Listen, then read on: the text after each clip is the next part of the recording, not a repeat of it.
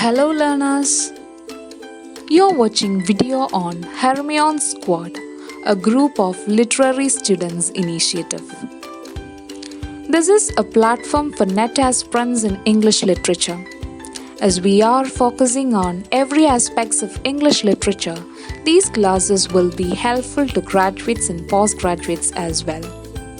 Initially, we are going to discuss the features of all ages in the history of English literature. Once when it is finished, we will focus on other areas like writers, novels, drama, poetry, etc.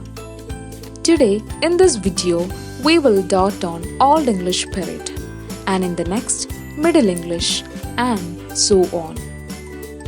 Before going on to the class, I would like everyone to recommend this channel, Hermione Squad, to your friends and relatives who are working hard to crack net. So, come on guys, let's begin our first session. For your reference, these are the major literary periods in the history of English literature. Please have a look. Old English period or Anglo Saxon period. The Old English period or Anglo Saxon period is a long one. It extended from the invasion of Celtic England by Germanic tribes, Anglo Saxons and Jutes in the first half of the 5th century to the decades after the conquest of England by the Norman French under the leadership of William the Conqueror in AD 1066. Anglo Saxons. Anglo-Saxons refers to a group of settlers from northern Germany. Anglo-Saxons were a pagan society. Though robust and energetic, the Anglo-Saxons were not a bloodthirsty people. After their thirst for plunder and conquest was satisfied, they settled down to cultivate the land and to consider the island as their very own. Anglo-Saxons were tough fighters but also keen lovers of music. The Anglo-Saxons, with their boundless energy and vigor, their pleasure in life and living, and their thirst for adventure, produced a race of men known for their aggressive exploits, their lust for conquest, and their sensitive expression of thoughts and feelings. The English race was thus born. Songs and poetry were the most important components of Anglo-Saxon society. After a day's hard fighting or hunting, the Saxons relaxed in his hall, listening to the songs sung by his minstrel. The songs of the minstrel were handed down by the word of mouth. As their patrons were fond of heroic deeds and tales of adventure, these became the main subject of the Anglo-Saxon poets, which they conveyed through the epic form of poetry. Ultimately, Anglo-Saxons formed the basis of English culture, religion and language, and ruled England for 600 long years. Very little indeed is known of the origin of English literature.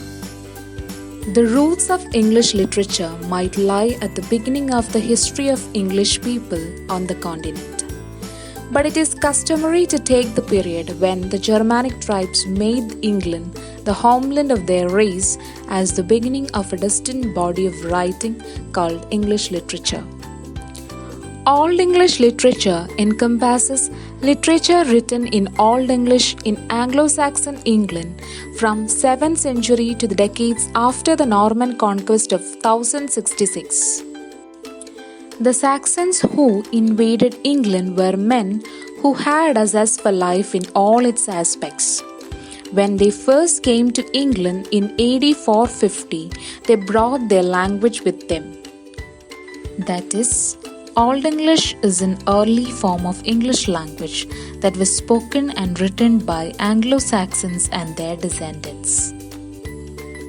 It is a Germanic language that has some fundamental similarities to modern German. It is regarded as the foundation of modern English. Earlier, Anglo-Saxon literature had been oral, Even though the Saxons did have alphabets, they were not confident about using it very extensively in a body of written verse. After their conversion to Christianity in 7th century, the Anglo Saxons began to develop a written literature. The church and the Benedictine monastic foundations and their Latin culture played an important part in the development of Anglo-Saxon England's cultural life, education and literature. No poetry surely pre-Christian in composition survives. The survival of poetry was due to the church. It was the result of the monastic revival of 10th century. The Benedictine revival was the crowning of a process that had begun in the 6th century and had produced a large body of English prose by the time of the Norman conquest. Earliest Old English written records are runic inscriptions dating to the 4th or early 5th century, but the oldest coherent runic texts date to the 8th century. English has more remains of Old English than any other Germanic language of such an early period, covering poetry, religious material, medicinal books, grammars of Latin for English speakers, the Anglo-Saxon Chronicle, and more. Old English literature consists of poetry, prose, charms, riddles, maxims, proverbs, and various other. And it is a mixture of pagan traditions, thoughts about life, the universe and nature, as well as Christian thought and moral values. Anglo-Saxon England is thought to have been rich in poetry, but very little of it survives today. Still, poetry is considered the heart of Old English literature. Literary features: pagan origins. Many of the poems of the period appear to have features of pagan past, and the earliest Saxon sagas were pagan in content. Later, when the Saxons accepted Christianity, Christian elements were introduced into their poetry. Anonymous origins. Nearly all Anglo-Saxon authors are anonymous, with a few exceptions such as Bede and Caedmon. The name of another poet, Cynewulf, is known because of the fact that he signed his poems. Imitative quality. Much of the prose and some of the poetry is translated or adapted from Latin, though the depth to the original varies greatly. The favorite works for translation were books of Bible, the lives of saints, and various works of practical nature. The manuscripts. It is certain that only a portion of Old English poetry has survived. Most of the available works of Anglo-Saxon literature, little more than 30,000 lines, survives in just 4 manuscript books. The 4 major poetic manuscripts in Old English. The Junius Manuscript, an illustrated collection of poems on biblical narratives. The Exeter Book, an anthology located in the Exeter Cathedral since it was donated in 11th century. The Vergely Book contains both poetry and prose, not known how it came to be in Vergely.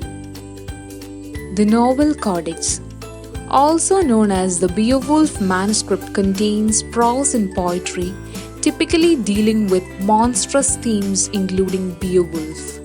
Some Old English survives on parchment, stone structures, and other ornate objects. Old English language is very different from that of today. It has a more elaborate verbal system than that of today. Old English consisted of an Anglo-Saxon base with loan words from the Scandinavian languages, Latin, and a few from Celtic. Its vocabulary is for the most part native, though already there has been some borrowing from Latin. Old English dictionary might contain 20,000 words, of which most are native words.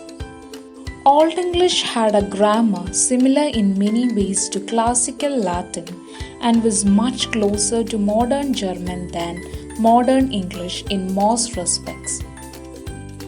Old English developed into four major dialects. Northumbrian, which was the first to produce a literature.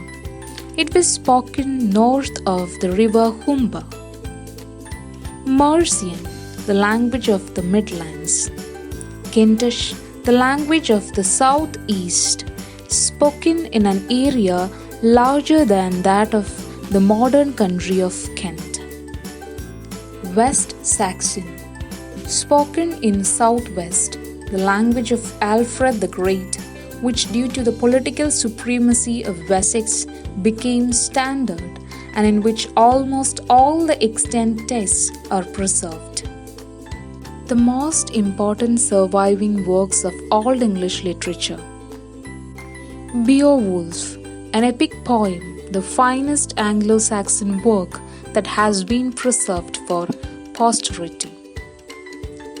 Anglo Saxon Chronicle, a record of early English history. The Frank's Casket, and early whale-borne artifacts. Caedmon's Hymn, a Christian religious poem. The oldest surviving text is perhaps Caedmon's Hymn, composed between 658 and 680 AD.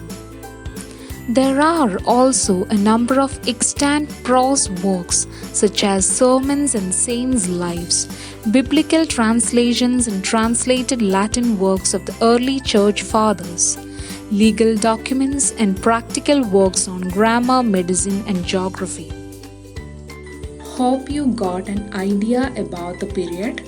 If you find this knowledgeable, please do like, share and subscribe.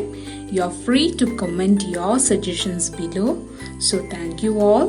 We'll meet you soon with the next video on Middle English period.